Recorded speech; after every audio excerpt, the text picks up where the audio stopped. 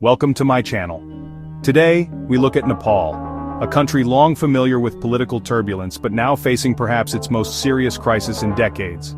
What began as a social media ban has exploded into a youth-led revolution, toppling a government, sparking nationwide unrest, and rewriting political expectations. Here's what happened, how we got here, and what might come next. Nepal has a deeply unstable political history. Since the abolition of the monarchy in 2006 and the birth of the Federal Democratic Republic in 2008, the country has seen 14 different governments, none of which finished a full 5-year term. Frequent splits between political parties, corruption scandals, and the difficulty of governing a mountainous, multi-ethnic country have made political stability a rare commodity. Underlying all of this are persistent economic challenges, limited job prospects especially for youth, stark inequalities, and a sense among many young people that political elites are out of touch, nepotistic, and unaccountable. That backdrop helps explain why a seemingly technocratic move, banning social media apps, could ignite something much bigger. On the 4th of September 2025, the Nepali government blocked 26 major social media apps, including Facebook, WhatsApp, Instagram, X, formerly Twitter, and YouTube. The government's stated rationale: these platforms hadn't complied with new registration rules under a Ministry of Communication and Information Technology directive, including registering official liaison offices. Critics immediately saw the ban as a thinly veiled move to stifle dissent and silence youth voices, and the protests began almost instantly. Compounding the outrage was the rapid spread online of a Nepo kids narrative, activists and ordinary users calling out the children of prominent politicians and elites for flaunting wealth, foreign travel and luxury lifestyles, while many young Nepalese struggle to access jobs or housing. So the ban was the match, but the fuel was decades of frustration over corruption, inequality, and alienation from political power. What followed was a remarkably fast escalation. Young people, often calling themselves Gen Z activists, organized largely on Discord, Instagram, TikTok, and other social platforms. By 8th and 9th of September, mass protests had erupted in Kathmandu and other major cities. Demonstrators stormed the parliament, clashed with security forces, and attacked symbols of the elite, government buildings, luxury hotels, and the homes of political leaders. The government responded with curfews, tear gas, rubber bullets, and eventually live ammunition in an attempt to contain the unrest. By 13th of September, the death toll had risen sharply. Official figures report at least 72 people killed and over 2,100 injured as a result of the protests and related violence. Meanwhile, more than 3,700 inmates who escaped during the unrest had been recaptured, but over 10,000 remained at large, pointing to a near breakdown of law and order in parts of the country.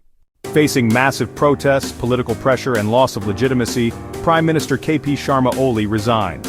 In a historic turn, former Chief Justice Sushila Karki was appointed interim Prime Minister, becoming Nepal's first female head of government. In her first public address, PM Karki called for national calm and unity and pledged to rebuild the country.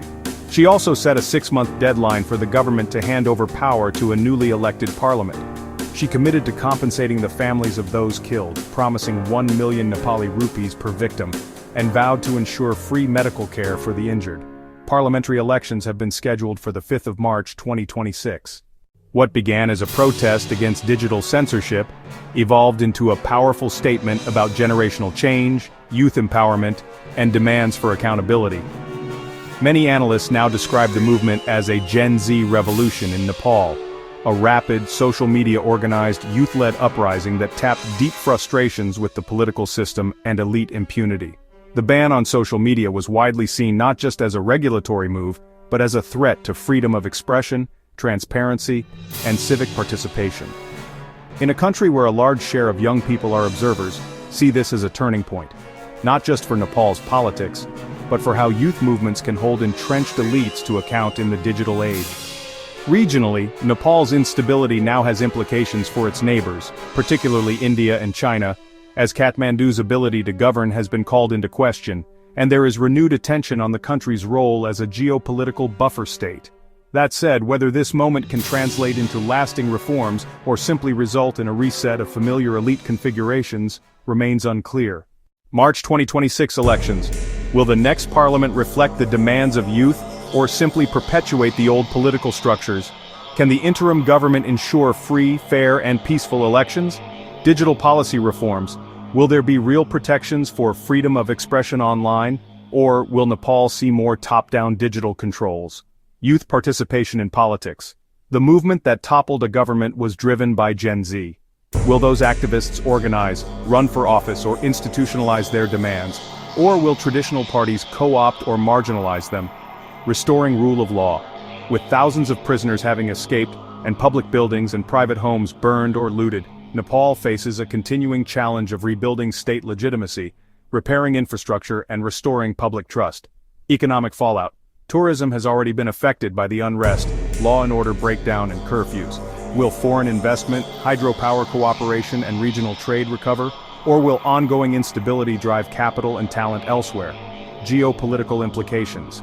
How will India, China, and Nepal's other international partners respond to political instability?